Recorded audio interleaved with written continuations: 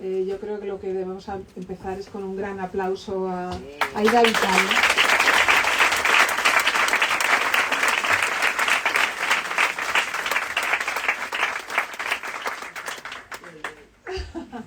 Es una fiesta porque hemos sido siempre muy afortunados en la Alberti, hemos gozado de la presencia, no solamente de la poesía y de la palabra, sino también de la presencia de Ida desde hace ya muchos años.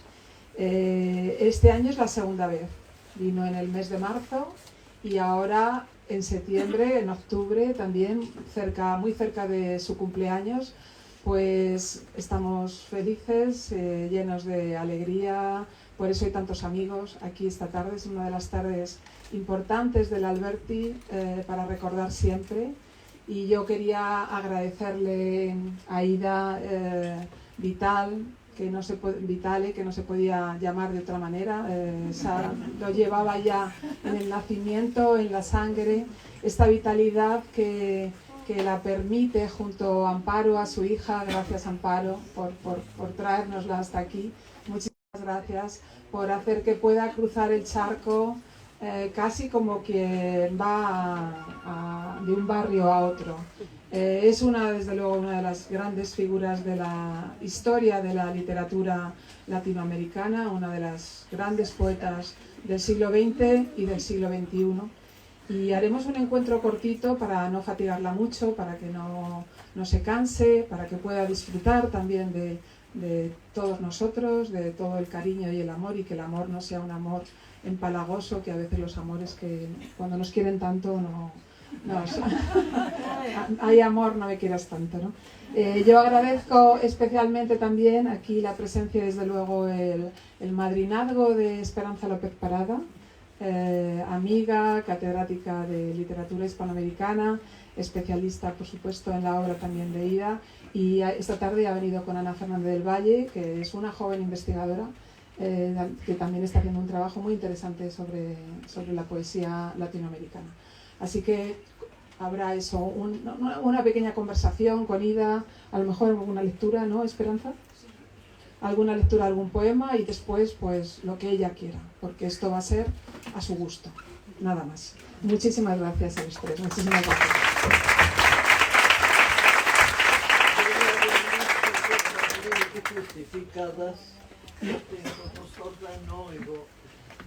Pues es prudente. Bueno, siempre te ha caracterizado además a ti la prudencia. Eres una mujer prudente, sabia y prudente. Te dije que soy medio sorda de veras. Pero te estoy diciendo cosas muy bonitas, es mejor que no las... Que te estoy diciendo cosas muy bonitas, que es mejor que no las oigas, para que no te las creas, sobre todo. Cara de escéptica. Bueno, pues nada, yo estoy muy feliz. Yo creo que te ha acompañado el Alberti siempre que has venido por aquí, siempre que ha venido a España, desde un remoto en los años 80. Yo creo que hiciste tu primera lectura en el Alberti.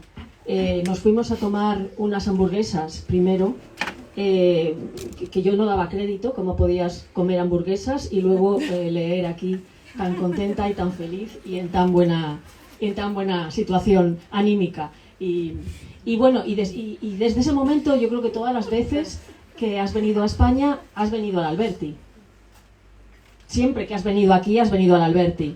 Sí. Sí, claro, es obvio. Conoceo la librería de entrada, no la gente. El micro, que coja el micro.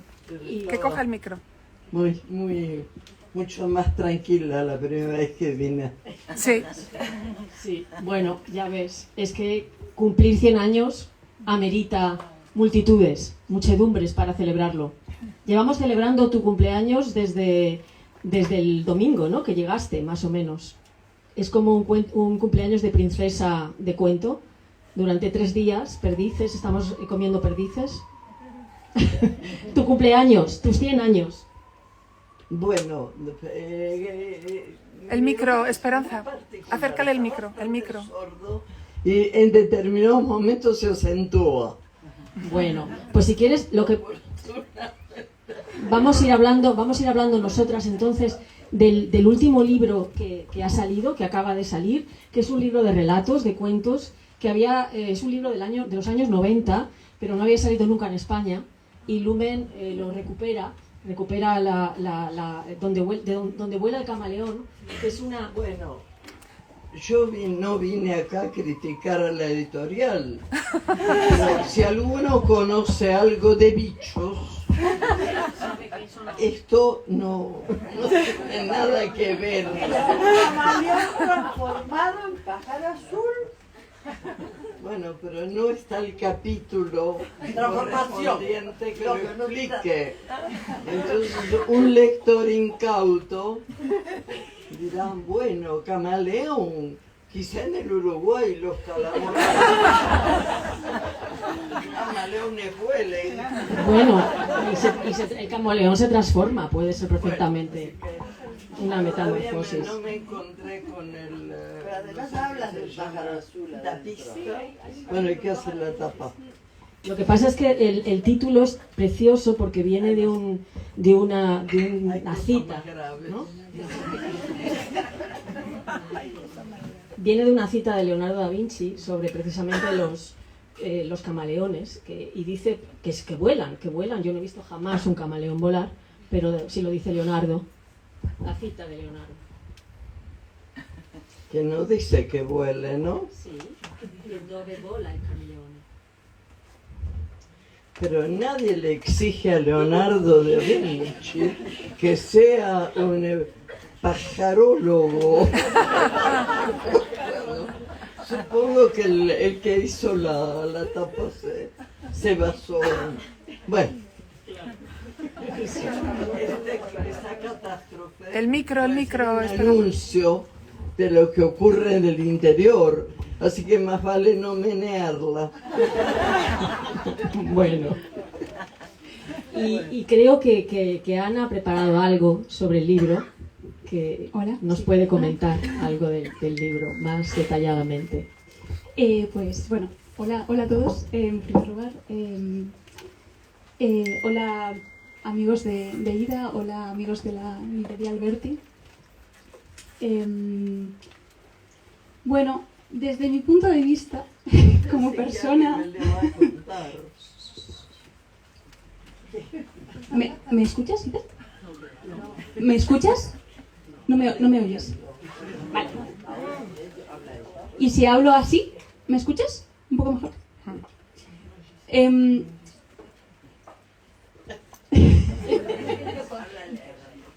Bueno. Lo que te parezca.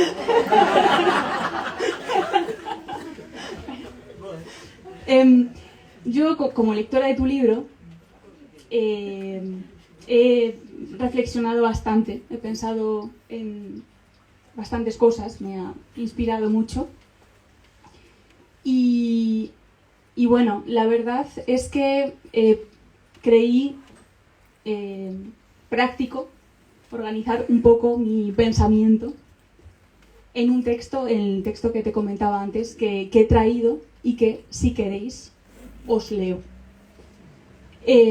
Voy a tratar de mantener este tono de voz, pero me cuesta un poco porque, como le decía antes a Amparo, tengo un tono de voz muy bajo. Pero bueno, ¿te apetece? Sí. ¿Sí?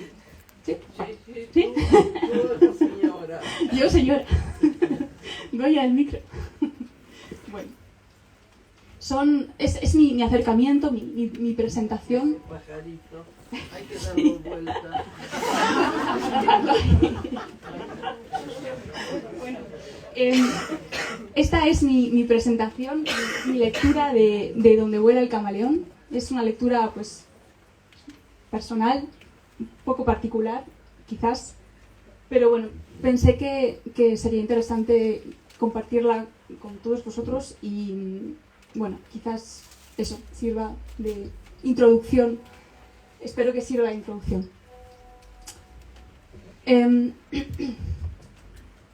Alfredo Fresia, en su reseña sobre Donde vuela el camaleón, pone de relieve la atención que uno de los personajes de este libro, la señora Rosso, prodiga a los cuadernos en blanco de un desconocido.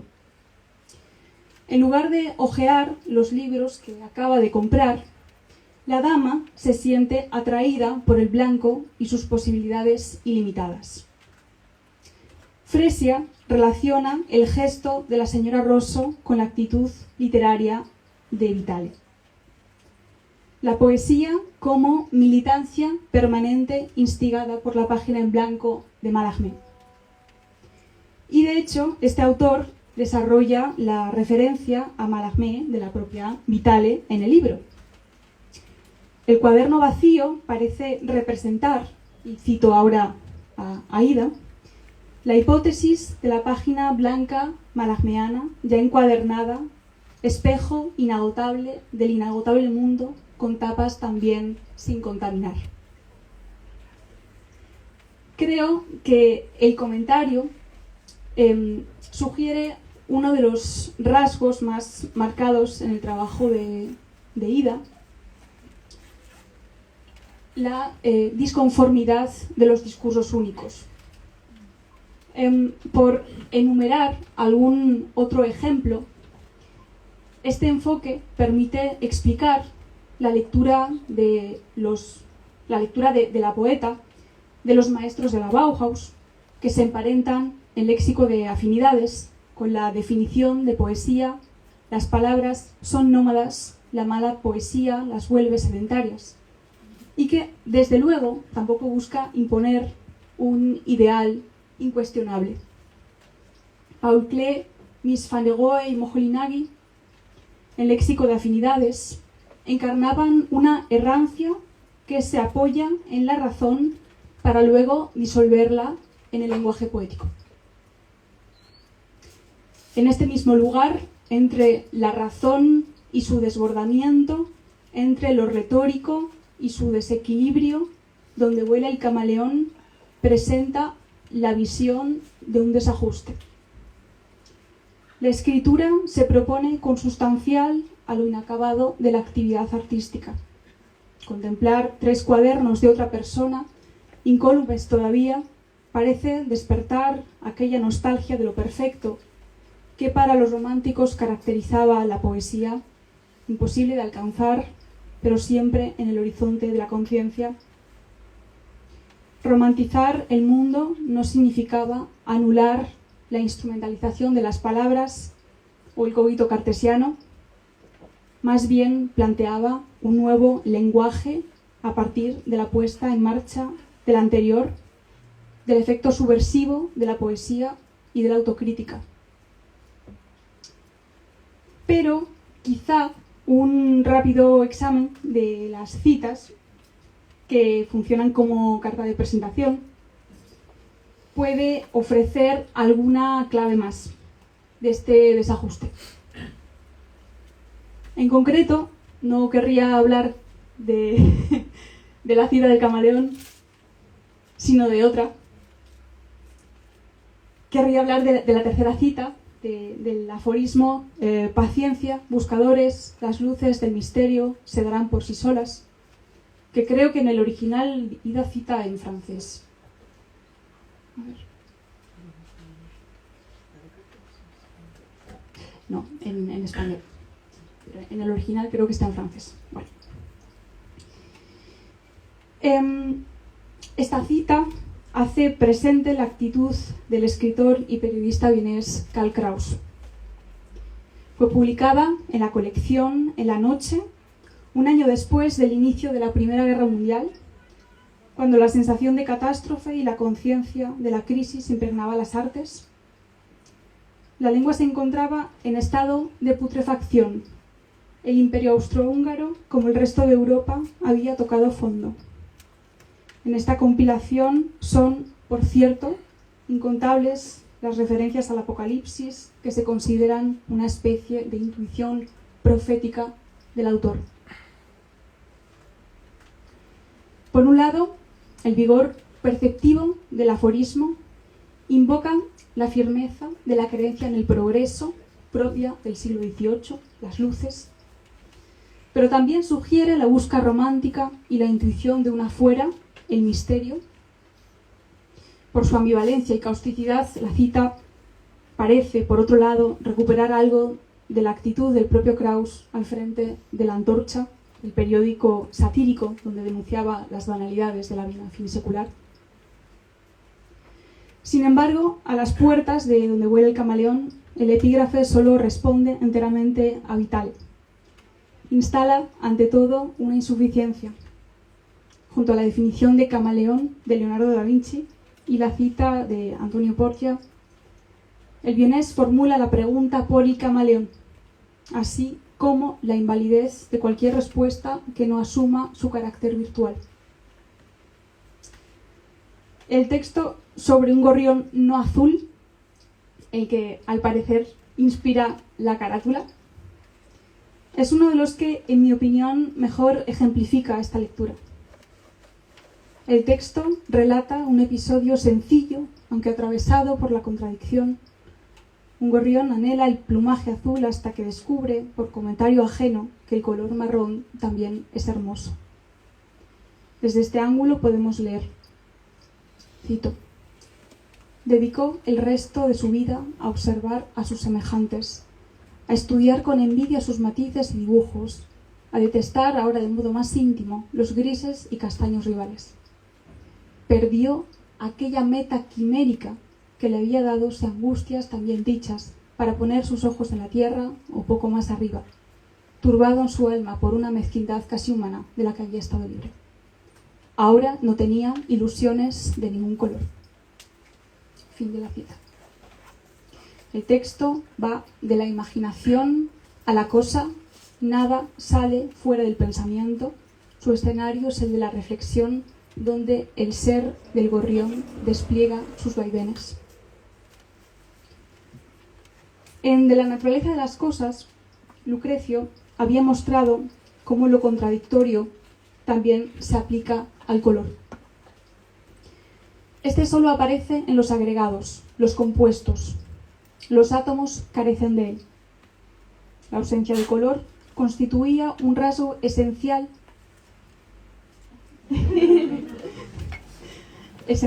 de la realidad microscópica que se integraba en el mundo visible. Esta paradoja es repetida en el Tratado de Pintura de Leonardo da Vinci, donde los colores de los objetos se perdían a mayor o menor distancia dependiendo de la altura del ojo, y también en Goethe, quien, a contrapelo de la óptica de Newton, decía que a los colores había que tratarlos como fenómenos físicos, dependientes de los ojos, puesto que los arquetipos eran invisibles.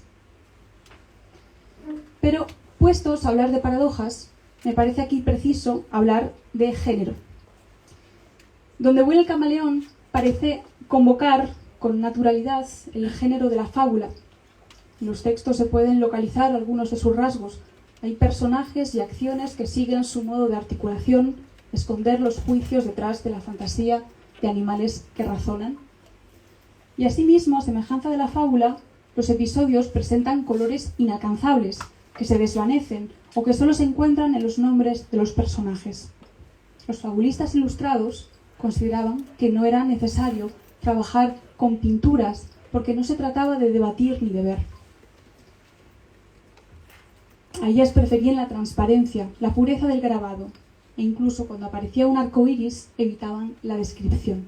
Los colores que empleaban no eran los colores de la naturaleza, sino los colores de la cultura, significantes en un repertorio antiguo de valores. Así, en otra parte del libro leemos, y cito: la señora Castaño ha murmurado: si cayese de una vez la noche, cerrando los ojos para recorrer un móvil laberinto de ecos y encajarse paralizada en la cotana no se sabe cómo abierta. Y, a continuación, el cielo es indudable, ha empezado a caer desde hace unas horas. Su esmalte azul se está desprendiendo. Cada vez que vuelvo la vista hacia él, después de una irresponsable distracción, descubro una nueva descascaradura.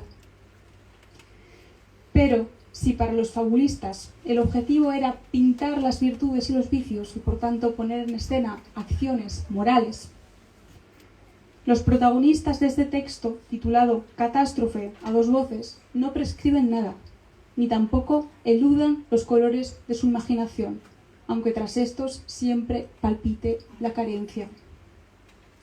El punto de partida es, entonces, o se asemeja, más bien, a un decálogo que se asume y se rechaza, el requerimiento formal y su dilatación.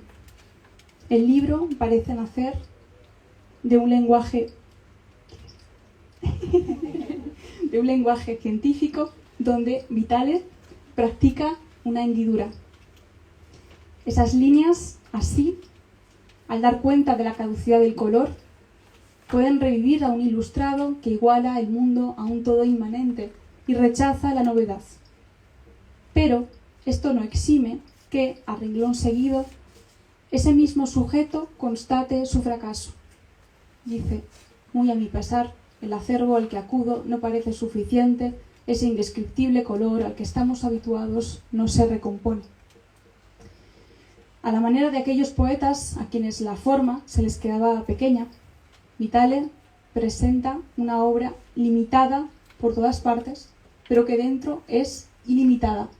Y por tanto, y cito ahora a Friedrich Schlegel, totalmente fiel a sí misma, por doquier igual y sin embargo elevada por encima de sí.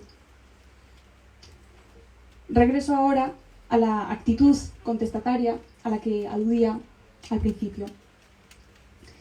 Llama la atención la postura ambigua que a menudo se muestra, por ejemplo, respecto de una pasión recolectora de palabras que tampoco resulta ajena a Vitale. De este modo, en el texto titulado Un monumento para Eva, y cito, a la señorita Pardo le importaban sobre todas las cosas las palabras y tenía el propósito de grabar durante el sueño aquel acervo que dentro se volvía de oro. Pero sin su interlocutora Eva, este personaje termina solo, pobre y mudo. El gusto por la compilación parece convivir con una voz cuestionadora que resulta difícil de separar. No parece haber distancia entre el impulso recolector y el crítico. Ciertamente, la fijación del repertorio no sirve, porque solo en el intercambio con el otro, en el entrecruzamiento de nuevas perspectivas, puede significar. Sin alguien más, las palabras de la señorita Pardo terminan enterradas, inmóviles como su epitafio, sin una lectura que la renueve. Ahora bien, en mi opinión, lo que verdaderamente interesa de todo esto es la confusión entre lo comentado y el comentario. Donde vuela el camaleón reúne un lenguaje solidificado y un espectro de posibilidades, al tiempo que una mirada sobre esta yuxtaposición. De esta manera no hay autoridad ni voz rectora, como tampoco moraleja, puesto que éstas forman parte del texto. Conforman el tejido de sentidos de la poesía y como ésta proponen una amalgama sin reglas, pero siempre abierta a nuevos órdenes. Ya termino. En el aforismo del inicio, paciencia, buscadores, las luces del misterio se darán por sí solas. La sombra y la luz forman parte de lo mismo. Como hemos podido comprobar, creo, los tres ejemplos sobre un gorrión azul, catástrofe a dos voces y un monumento para Eva, la herramienta para conocer el mundo es el lenguaje, con sus mecanismos de abstracción y autorreferencia. Es decir, el misterio puede aclararse por él mismo, pues la herida produce su paliativo. Esta sería, en mi opinión, una de las propuestas de Donde vuela el camaleón, que la tarea del poeta, de la poeta, es elevarse por encima de la obra, pero también, como señalaba Benjamin, considerar que, y cito ahora, la misma materia de las palabras puede ser acaso poetizada, ennoblecida, abierta a lo que ésta todavía puede iluminar. Entonces, ya está.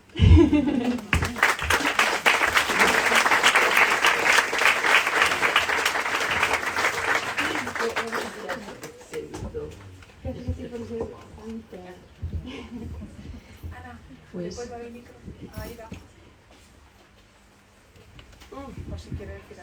me estoy enterando Yo voy leyendo con atraso. Ajá. Así que le pasamos a alguien. Bueno, Espera. yo te doy un tiempo y a mí me toca la feliz tarea de leer algunos fragmentos de este libro, algún pedacito. Voy a leer algo de Donde vuela el camaleón. Que yo ya no conozco. Exacto. Entonces, exactamente. Pero antes quisiera hablar de otra paradoja, que Ana ha hablado de confrontaciones, de paradojas. Bueno, preguntaba una poeta inglesa muy conocida, Sylvia Plath, por la diferencia entre escribir cuento y escribir poesía. Ella decía que la diferencia radicaba en la cebolla. Y explicaba, cuando uno escribe un cuento, corta la cebolla, la introduce en el guiso, se la come. Y bueno, la cebolla es parte del relato, es un actante del relato, participa en el relato. Cuando uno escribe un poema sobre la cebolla crece, llena toda la cocina, devora a los habitantes de la cocina y devora también el poema.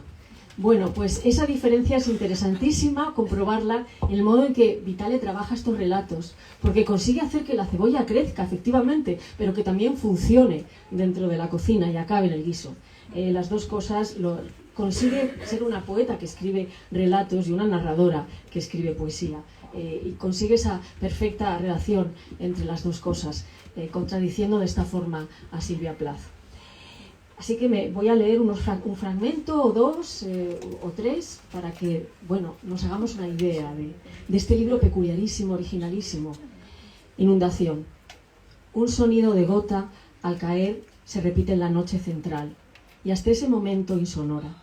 Insiste, un chasquido persigue a otro, cambia de calidad, ya no corresponde al choque contra una lisa superficie de loza, va siendo menos preciso cuando la siguiente gota encuentra algo más de agua y las que vienen después se sumergen ya sin ruido, aceptadas en el cauce líquido, y en el silencio calcinado crecen arenas y se filtran ellas, un largo valle verde. En este cunden las aguas de Merón, que se rodean de pantanos y de juncos y desbordan y son las fuentes del Jordán, y allá arriba el cielo es altamente azul y abruma al asno pequeño que lleva una mujer de manto, también azul, inclinada bajo el sol terrible y sobre un niño, mientras a su lado camina un varón erguido y les da sombra. Transitiva. Siempre le había costado sobremanera tener una idea clara del tiempo. Solía tenerlas demasiado oscuras. Llegó un momento en que no supo si era abril o junio, sin estar todavía muy seguro del año. Un día hermoso notó que el árbol del jardín había amanecido cubierto de yemas.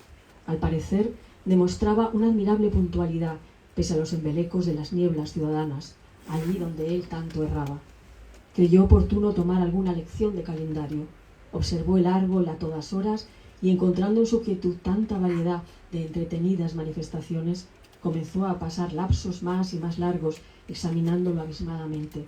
Llegó al fin un instante en que se descubrió mirado en su inmovilidad por un anciano que detrás de polvorientos vidrios ponía en sus ramas los ojos quietos, vacíos, destemplados.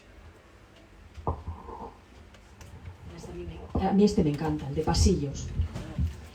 Sí. En el fondo de la vida lineal de los pasillos crepitan inquietudes que ni sospechan quienes los cruzan sin dedicarles ni un solo pensamiento. ¿Qué otra disposición suscitan en nosotros fuera de la de recorrerlos pronto para llegar sin dilaciones al destino, aunque éste sea ocasional o transitorio o no sepamos anticipadamente cuál es? Es raro que el pasillo sea un fin en sí mismo.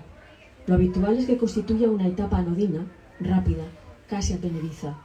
Quien aspira a ingresar al cuarto del amor o del trabajo gustoso, al salón de los agasajos, al regazo efímero de las habitaciones de paso o al simple espacio de los desahogos más privados, no repara en él. A lo sumo se impacienta por ese estorbo suplementario que se desenvuelve bajo sus pies y lo demora. Por lo común, los pasillos son obra de constructores no imaginativos, que demuestran una total ausencia de solicitud a su respecto, al hacerlos consistir apenas en una alternancia de paños lisos y de vanos. Sin embargo, los pasillos suelen guardar decoro y compostura. Me resisto a jugar con la idea versallesca de la decoración, sobre todo porque Versalles y otros palacios de su tiempo abusaron de la fraudulenta circunstancia de que sus habitaciones, por suntuosas y personales que fuesen, el tramo próximo a las ventanas usurpaba las funciones del corredor con la ayuda de una serie de puertas enfiladas. Las aberturas solo tienen una mínima relación con el pasillo. Este, en su dignidad, se limita a su propia superficie desnuda o alfombrada, y nada tiene que ver con lo que suceda detrás de aquellas. Está librado a sí mismo, a su natural penumbra o a sus luces solitarias, a sus zócalos, cornisas y voceles. Nadie percibe cómo dos inclinaciones arraigan poderosas fuerzas virtuales en la dirección de los recorridos posibles que lo cruzan. Una le hace ansiar convertirse en un patio amplio. Incluso, pese a su natural pacífico, puede desear ser un patio de armas para gozar de su obligada amplitud, ser, en fin, algo donde la gente se beneficie, sin una finalidad precisa, de una vastedad que incluye todas las dimensiones, en especial las que sugiere el cielo, que corona sus espacios abiertos hacia lo imaginario. La otra propensión, opuesta a esta voluntad de respiro profundo, de abrazo amplio, de generosidad quizás desencantada, es la de volverse dédalo. A esta se inclina en días oscuros, que también lo alcanzan, como a los hombres. Angustiados, los pasillos, por su destino de servicio sin disfrute, quisieran retorcerse sobre sí mismos en el parvo lugar que ocupan, escapar, volviéndose invisibles, y regresar en secreto a su origen.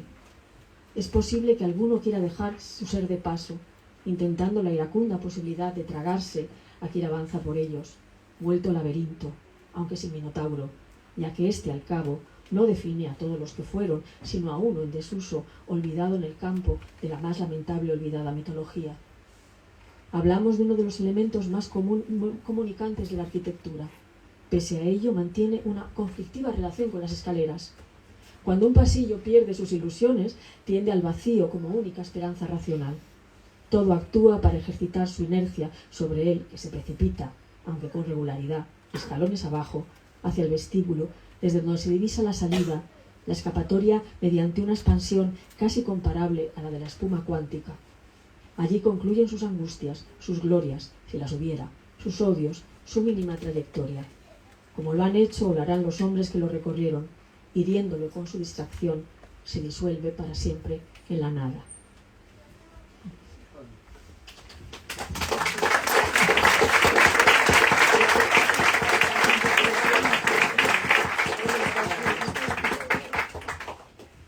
No sé si queréis uno más, que para mí es uno de los más bellos también. Sí, queremos. Un monumento para Eva. Ha hablado de este cuento, Ana, pero un monumento para Eva. A la señorita Pardo le importaban sobre todas las cosas las palabras. De niña le habían explicado que nada sentaba mejor antes de dormir que una dosis regular de diccionario, entendiéndose por regular su aplicación constante, noche tras noche, y también la cantidad discreta, ni tan escasa como para no avanzar de modo visible en el empeño, ni tan contundente como para anular por agobio el propósito básico, grabar durante el sueño aquel acervo que dentro se volvía de oro.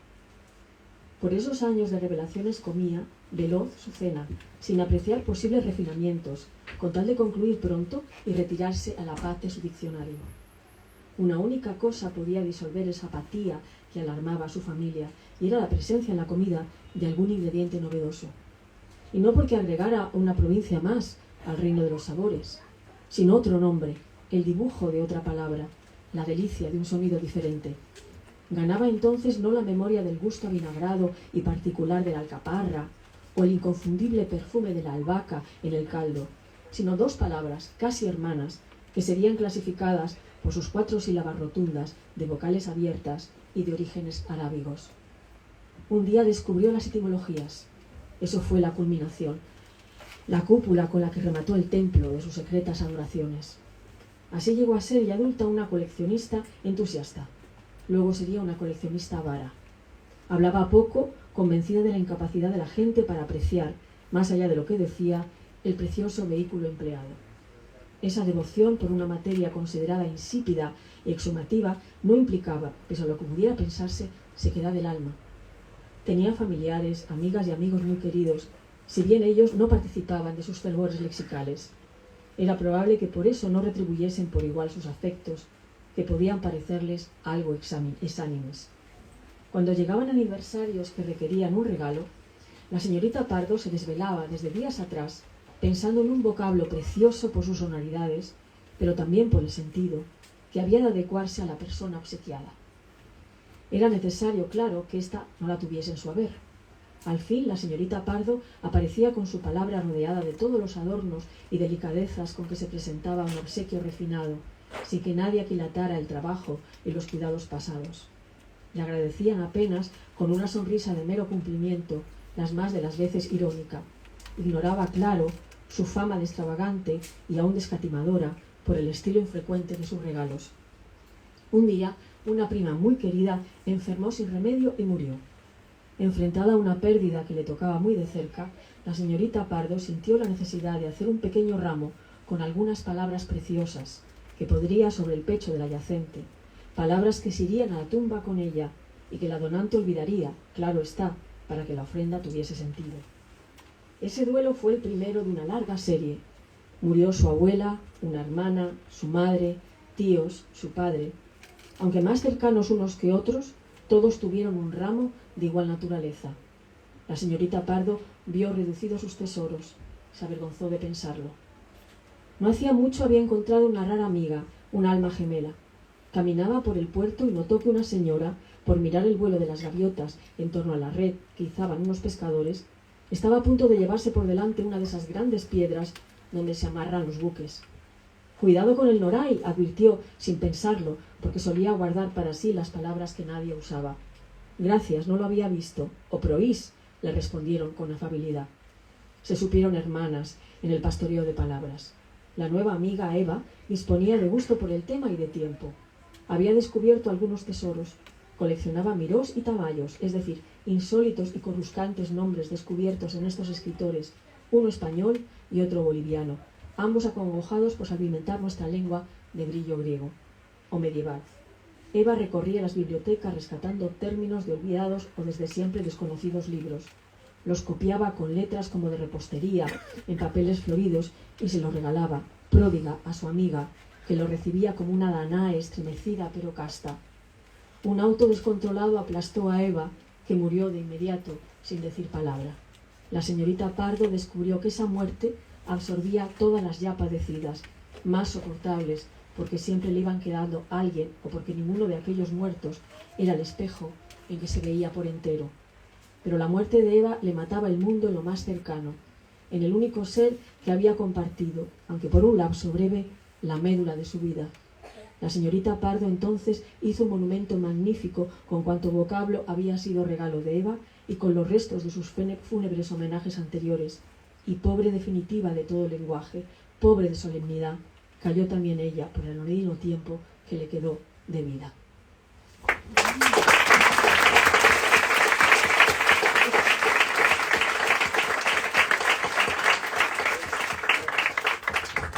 Para mí eres como la señorita Pardo, nos ha regalado palabras, palabras y palabras.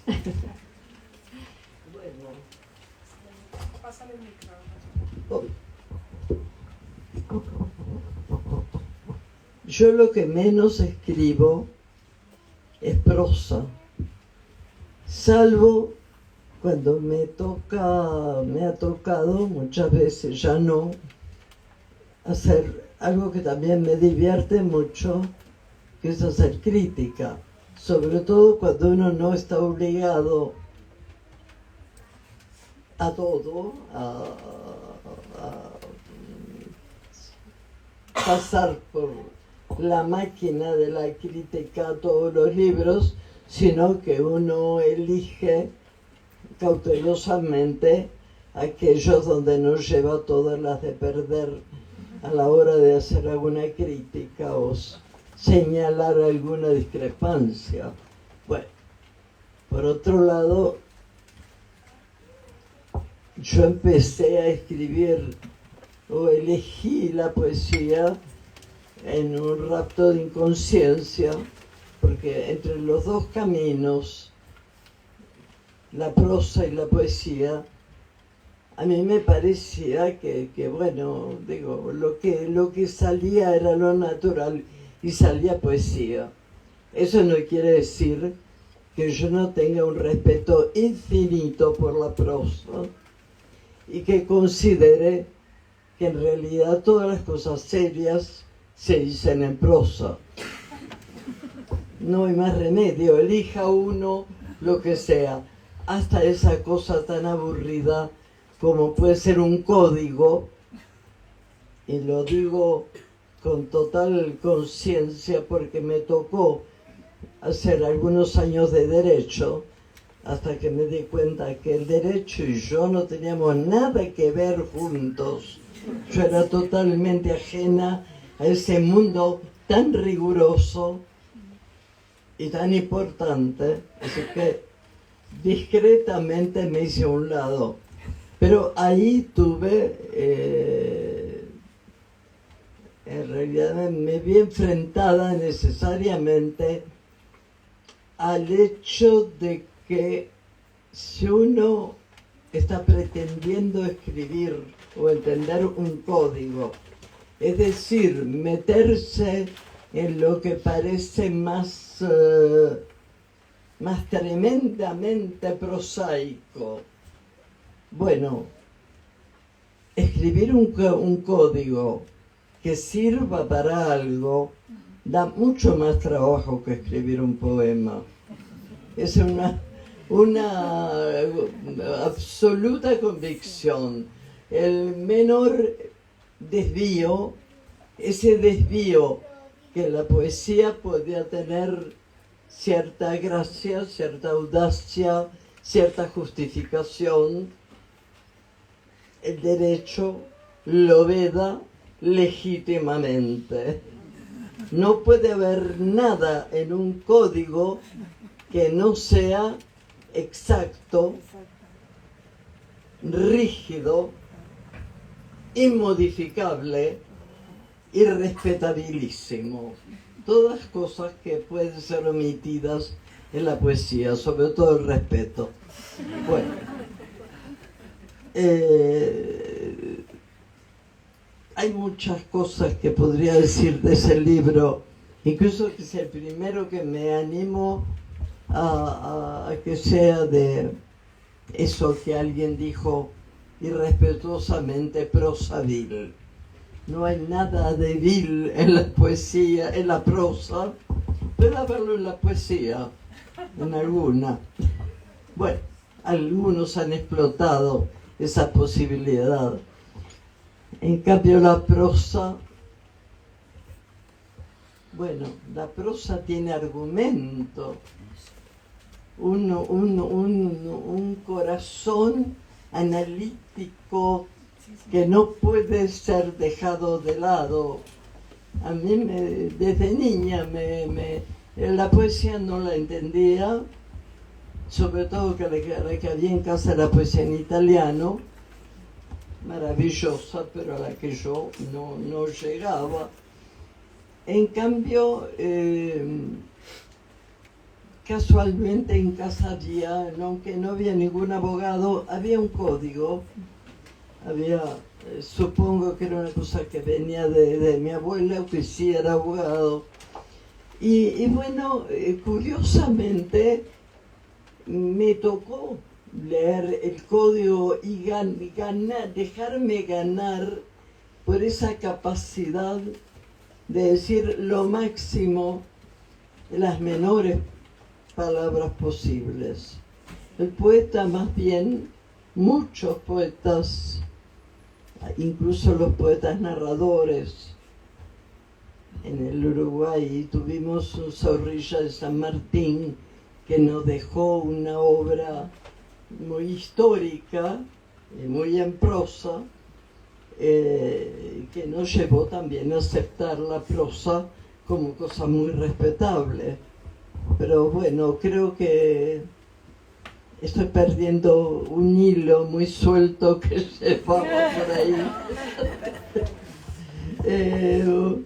Bueno, la verdad es que tuve buenos profesores y que fueron capaces de hacerme gustar la poesía, cosa que no es fácil.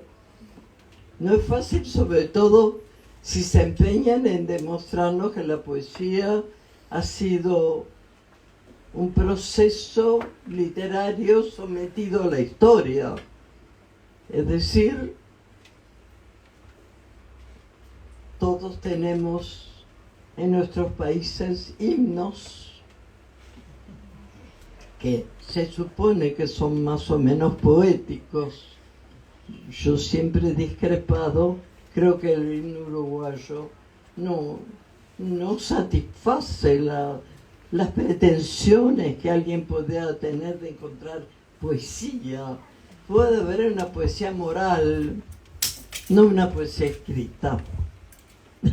Si es que se puede establecer esa diferencia de categoría. Bueno, yo creo que la gente se satisface mucho más con la novela, que nos cuenta historias que hasta podemos rebatir. En cambio, en general la gente no se dispone a rebatir la poesía. Como en general los himnos están inscritos en poesía, algo del respeto natural que tenemos por un himno pasa a la poesía, aunque de repente la poesía no lo exija o no se lo merezca. Bueno, yo siempre me pregunto cuánto durará en este mundo la poesía. No me cabe la menor duda de que la novela, aún le cuento, pero yo pongo la novela por delante porque es lo que más me gusta, eso pienso que va a ser inextinguible. Yo soy una muy buena lectora de novela, mucho más que de poesía. Lo digo con un poco de vergüenza, pero bueno, muchas veces he soñado que yo podía darme el gusto de hacer una novela, pero no. Un novelista es algo muy respetable y que está en las bases mismas de la cultura, aún más que la poesía, creo. Si hay por ahí algún poeta sentado, no se enojen. Pero, es decir, bueno, ¿será que a mí la novela me ganó desde muy chica? Y me ganaba porque era larga. Me acuerdo que salía, bueno, casi todos los libros estaban en italiano, había traducciones.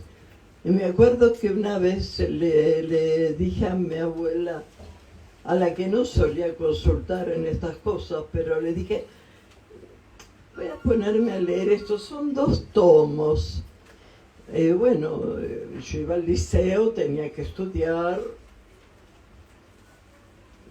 me largaré, le dije, así como discutiendo conmigo misma. Tenía a mi abuela adelante, aproveché, pero en el fondo era yo la que estaba dudando de si me podía meter en un libro en 2 tomos. Y mi abuela, que quizá era más razonable, me dijo, bueno, puedes buscar algo que esté en un tomo. Dije, bueno, pero es que eso ya los leí. Bueno, no, si tenés ganas de meterte en Honduras, allá tú. Bueno, pese a todo, creo que los leí. Y pese a todo, eso que no tenía nada de poesía, seguramente era algún escritor francés, además, me ganó a la idea, aunque yo ya empezaba a escribir un poco de poesía, de que de repente debía atreverme a escribir una novela, cosa que por suerte jamás hice, por lo tanto no le he perdido el respeto. Nada me parece más fascinante que una novela, y que si en vez de 2 tomos tiene 3, mejor. Sí, claro, la gente antes tenía más paciencia. Las novelas del siglo XIX son un poco más largas que las actuales. No hay nadie que levante la mano y diga, yo voy por el tercer tomo. Bueno, no quiero complicar la vida de esta reunión que empezó muy bien. Ida. Los que sigan con el espíritu de leer poesía, no dejen de hacerlo. América, por suerte, ha sido una buena autora de poetas en todo. Seguramente habrá algún practicante por ahí callado. Muchos. Y muchos conocidos por ustedes.